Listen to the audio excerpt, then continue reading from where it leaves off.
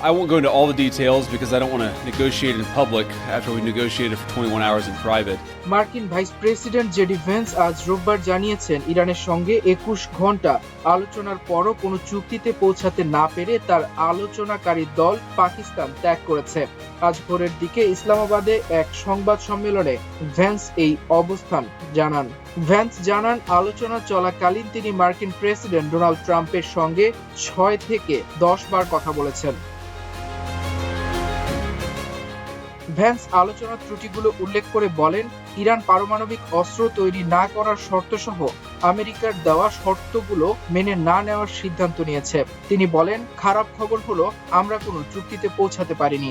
এ সময় তিনি বলেন, আমি মনে করি চুক্তিতে পৌঁছাতে না পারা যুক্তরাষ্ট্রের চেয়ে ইরানের জন্য অনেক বেশি খারাপ খবর। সুতরাং আমরা কোনো চুক্তিতে না পৌঁছেই যুক্তরাষ্ট্রে ফিরে যাচ্ছি।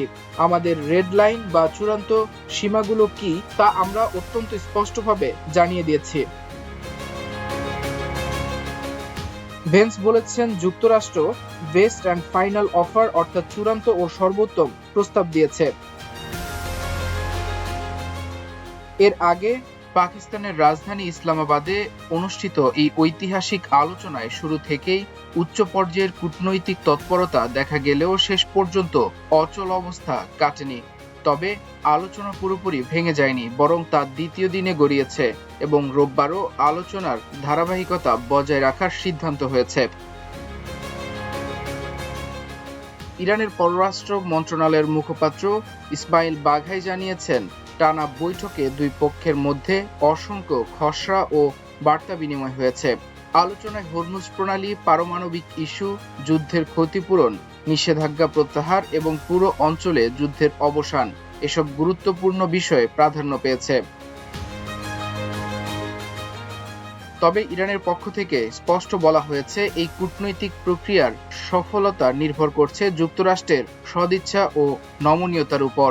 তেহরান অভিযোগ করেছে, ওয়াশিংটন এখনো কিছু অতিরিক্ত ও কঠোর অবস্থান থেকে সরে আসেনি, যা সমঝোতার পথে বড় বাধা হয়ে দাঁড়িয়েছে। অন্যদিকে পাকিস্তানের মধ্যস্থতায় আলোচনার পরিবেশ সামগ্রিকভাবে ইতিবাচক ছিল বলে বিভিন্ন সূত্র জানিয়েছে। দীর্ঘ সময় ধরে চলা আলোচনার এক পর্যায়ে দুই পক্ষ বিশেষজ্ঞ পর্যায়ের খসড়া বিনিময় শুরু করে, যা ইঙ্গিত দেয় কিছু মৌলিক কাঠামো নিয়ে হয়তো আংশিক সমঝোতা তৈরি হয়েছে। তবে চূড়ান্ত সিদ্ধান্তে পৌঁছাতে এখনো বেশ কিছু জটিলতা রয়ে গেছে। ঘটনা প্রবাহ বিশ্লেষণে দেখা যায়, প্রথমে ইরানি প্রতিনিধি দল এবং পরে মার্কিন প্রতিনিধি দল ইসলামাবাদে পৌঁছায়। এরপর আয়োজক দেশ পাকিস্তান আলাদাভাবে দুই পক্ষের সঙ্গে বৈঠক করে এবং পরে সরাসরি আলোচনার আয়োজন করা হয়। লেবানন ইস্যু ও হরমুজ প্রণালী নিয়ে মতপার্থক্য থাকা সত্ত্বেও শেষ পর্যন্ত উভয় পক্ষ এক টেবিলে বসে আলোচনা চালিয়ে যায়। এই আলোচনার মধ্যে সবচেয়ে বড় প্রশ্ন হয়ে দাঁড়িয়েছে ইরানের জব্দ করা সম্পদের ছাড়, পারমাণবিক কর্মসূচি এবং আঞ্চলিক নিরাপত্তা ব্যবস্থা। এসব ইস্যুতে এখনো কোনো স্পষ্ট সমাধান সামনে আসেনি। তবে আলোচনা চলমান থাকায় কূটনৈতিক সম্ভাবনাও পুরোপুরি শেষ হয়ে যায়নি। আন্তর্জাতিক সংবাদ মাধ্যম বিবিসি এবং আল জাজিরা জানিয়েছে, সবকিছু মিলিয়ে পরিস্থিতি এখনো অত্যন্ত সংবেদনশীল। একদিকে দীর্ঘ আলোচনার পরও সমঝোতা হয়নি, অন্যদিকে আলোচনা বন্ধও হয়নি।